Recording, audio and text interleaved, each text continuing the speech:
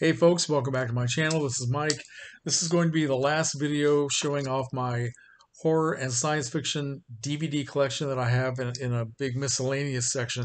And after I get done with this, I'm going to start with the Kino Lorber films and then get into the Blu-ray. So hopefully after this might be one more video and maybe two. Thanks to everybody who stayed with me through all this. It's not like me to make this many videos so close together. I usually take a lot of time off between videos. So I hope I'm not overstaying my welcome. Let's get right to it. Try to get you out of here real soon. First off is another documentary called Sci-Fi Boys. This is, let's see, described as the evolution of the fantastic cinema, okay? And it has interviews with people like Peter Jackson, Ray Harryhausen, Ray Bradbury, Forrest J. Ackerman, Roger Corman, John Landis, and several more. Very interesting little documentary. Next up is a cool movie that was very popular, Shadow of the Vampire, with John Malkovich, Willem Dafoe. It's a fictional story about the making of the classic silent film Nosferatu. Very, very cool movie. Next up is one of my favorite low-budget schlocky films, She-Demons. I love this movie, 1958. Irish McCalla. She does not play a she-demon, but she's in the movie, okay? Next up is more schlock from the 1960s, The Slime People. They came from the bowels of the earth. Yes, they certainly did, and they look like it too. Okay, great fun. Next up is one that is not great fun, but it's a great film. Kubrick's The Shining. All work and no play make Jack a dull boy. Yeah. Okay. Next up is a low budget. Well, I don't know how you describe this. It's just kind of a independent film. Shudder. It's a sort of a Japanese mystery film, ghost story with mostly American actors. It's a very, very, very creepy film. I was quite surprised. Another Big Lot special, okay? And this is Martin Scorsese's Shutter Island, starring Leonardo DiCaprio. Wow, very, very well done film. Great performance by Leonardo and everybody else involved. Here is Big Lots. No, this is not Big Lots. This is Dollar Tree. Lawrence Fishburne in The Signal. Big surprise. Very well made science fiction, kind of a mind bending film. Very well done. Anybody else seen this? Next up is Mel Gibson and Joaquin Phoenix in M. Night Shyamalan's Signs. Very good movie. Next up is an Ethan Hawke classic, Sinister. I like this very much. Very, very good movie. Ethan Hawke. I knew nothing about this. I just picked it up on sale at Barnes & Noble. Very good horror film. Next up is one of my two copies of The Skull. Great horror film from the 1960s. Peter Cushing, Patrick Wymark, Christopher Lee. Fantastic movie. All right. Next up is, back to the schlock, Spider Baby.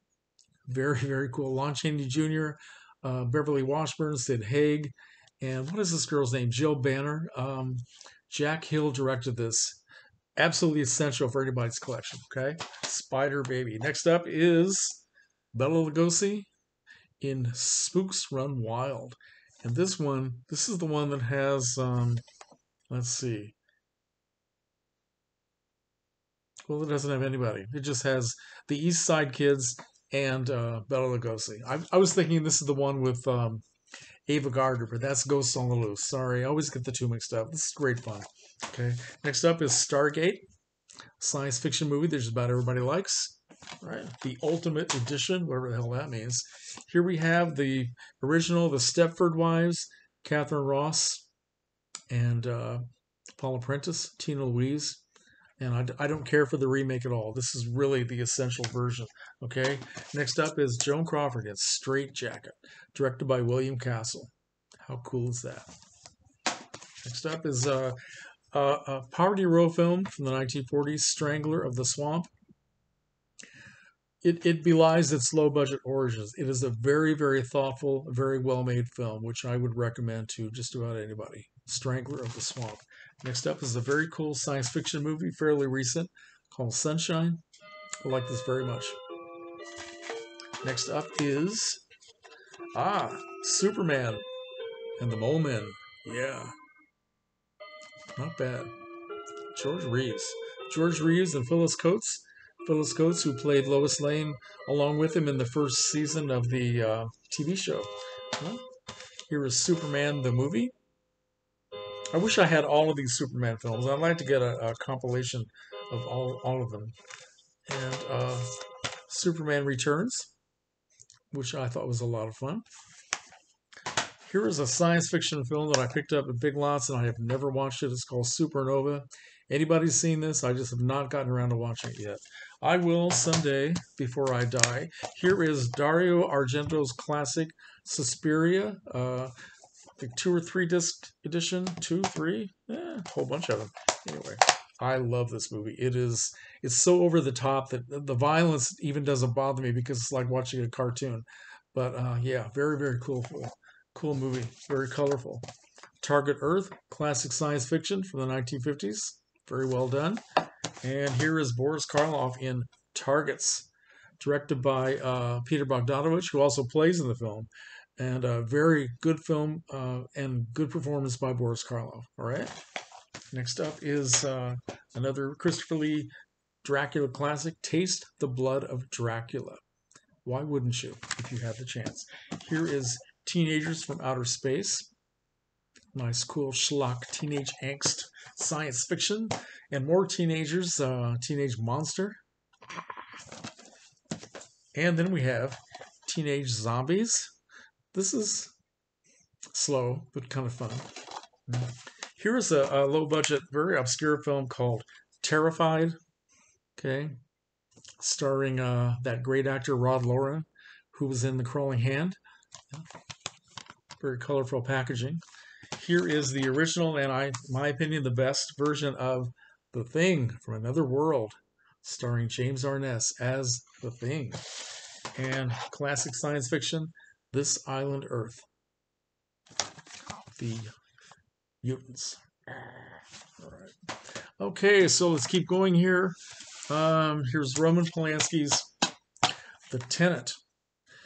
Also with Shelley Winters, Isabella Gianni. This movie scared the living crap out of me when I saw it at the show back in 1976. Now that I see it again, I still think it's a very good atmospheric horror film, but certainly doesn't have that kind of effect on me. It's very, very creepy. Very creepy. Here's a nice little steelbook thing, DVD steelbook, 2-disc edition of Texas Chainsaw Massacre that I picked up on sale. I guess somebody thought that because it was dented and rusted a little bit, it wasn't worth keeping, but paid $7 for it. This is a classic horror film, one of those where you think you're seeing a lot more violence than you actually are. It was a brilliant piece of filmmaking, right? Here's a double feature. Roger Corman's The Terror with Boris Karloff and Jack Nicholson, and Bela Lugosi's Scared to Death, which I already have another copy of. Next up is a classic science fiction that just about everybody likes, Them, Giant Ants, okay? James Arness, once again. Vincent Price, starring in The Tingler, directed by, what's his name? William Castle, of course. Okay, great movie. William Castle again, 13 Ghosts. Love this movie. And this has, of course, the glasses so you can see the ghosts, right? When I saw it with my family at the drive-in back in 1960, they didn't give us any glasses, so we really couldn't see the ghosts, but we liked it anyway. So, great film. Here's a terrific Japanese horror film that I highly recommend. It's called Tormented, okay? Absolutely worth seeing. Very, very strange and creepy film. Next up is Tron, the original classic. Saw this at the show too. I like this a lot.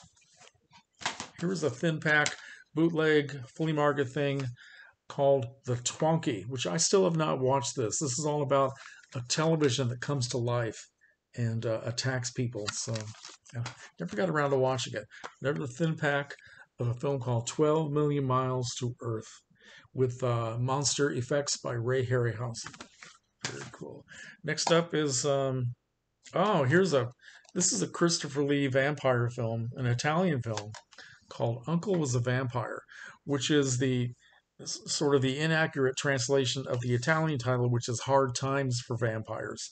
And Christopher Lee really has a supporting role in this. There's an Italian comedian whose name is Renato Raskel, And I think this is a terribly unfunny film. I guess I just don't get it.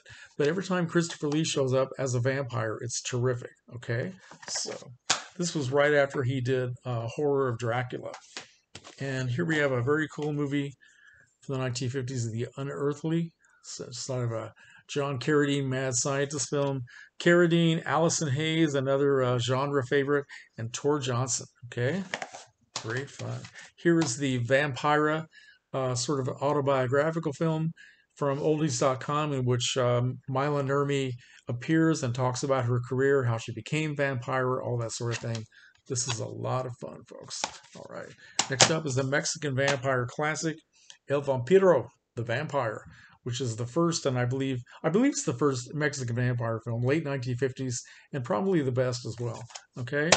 Here is Thin Pack Bootleg Flea Market Vampire Circus from Hammer Films. Okay. Next up is the first Italian horror film, which I before since the 1920s. This was in 1956.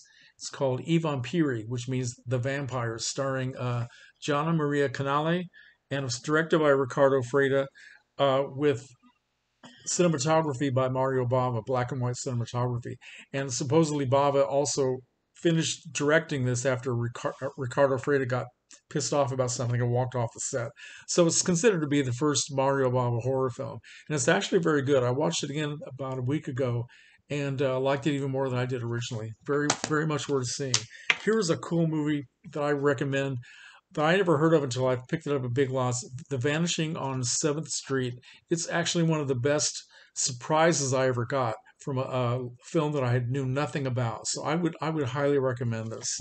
Next up is another low-budget horror film, the Big Lots special called The Veil with Jessica Alba, which I was kind of surprised. Very, very good. All right. Back with M. Night Shyamalan again, or as my friend Jay Harvey calls him, Shyamalama Ding Dong. And this is The Village, which I thought was a pretty good film. Okay. Very, very good film. Okay. Double feature, Village of the Damned, which is a true classic, and the sequel, Children of the Damned, which is not nearly as good. But Village of the Damned is definitely worth seeing. This is another Dollar Tree special called Virtuality, which again surprised me very pleasantly, so I recommend it. This is a Russian film with English subtitles called V, Spirit of Evil. This is based on a story by that title from Nikolai Gogol. This is also the story is also the source material for Mario Bava's Black Sunday. Of course, this is a much more literate adaptation of the short story than Black Sunday was. This is really a cool movie, really cool. Thin Pack, Bela Lugosi, Voodoo Man, one of his low budget classics. Great, great fun. Here is a Roger Corman classic from 1959, The Wasp Woman. Check out that artwork. You just don't see that in this day and age, do you? Right? This is called The Web of the Spider, directed by Antonio Margheriti. This is a remake of his Barbara Steele classic Castle of Blood. This is in color, and I don't like it nearly as much as Castle of Blood. Klaus Kinski is in it. The story is a little bit different. Doesn't have the same kind of imagery as the black and white version. So, but I was curious about this. I guess this has been redone in an uncut version. I think the uncut version is supposed to be a lot better. I don't know. Maybe I'll see it eventually. Christopher Lee, The Wicker Man. I know this has been remade with Nicolas Cage. You should totally ignore that version. This is a classic, one of the best horror films ever made. And I think this is one of Christopher Lee's favorite films of his own. All right. Christopher Lee again in Mario Bava's The Whip and the Body, co-starring Dahlia Lavi.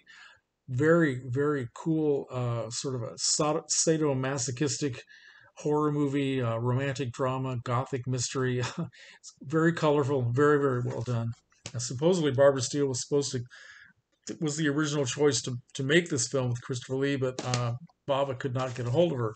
Speaking of Antonio Margheriti, this is one of his science fiction films from the 1960s, Wild Wild Planet, and it's very colorful and very cool, very 60s, right? Here's the film called The Witch, which I saw at the theater when it came out. I believe it was 2016, maybe 2017, and I was so impressed by it. Watched it again a few days ago, So I had this sitting on the shelf for quite a while, and I never took it down to watch it.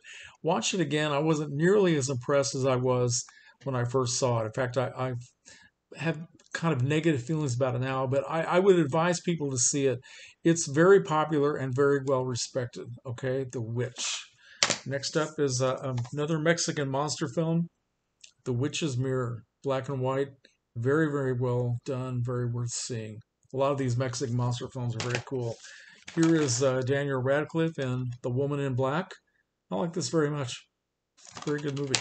Speaking of Mexican monster films, we have another vampire, The World of the Vampires. Or do you say El Mundo de los Vampiros?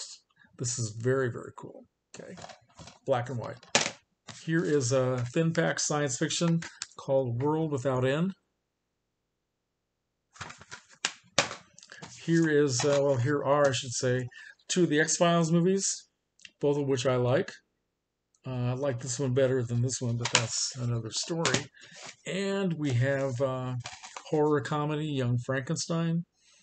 It doesn't get any better than this, folks. And the last one on the list is Zombieland, which I like very much. Woody Harrelson, Jesse Eisenberg, Emma Stone, Abigail Breslin. Yeah, it could have been much more of a bloody mess than it turned out to be. So, yeah, a lot of fun. All right, that's my video. I will be back to start off with what I have from Kino Lorber, maybe in a couple of days. Thanks again for watching, folks, and let me know if you've seen any of these movies. Comments are welcome.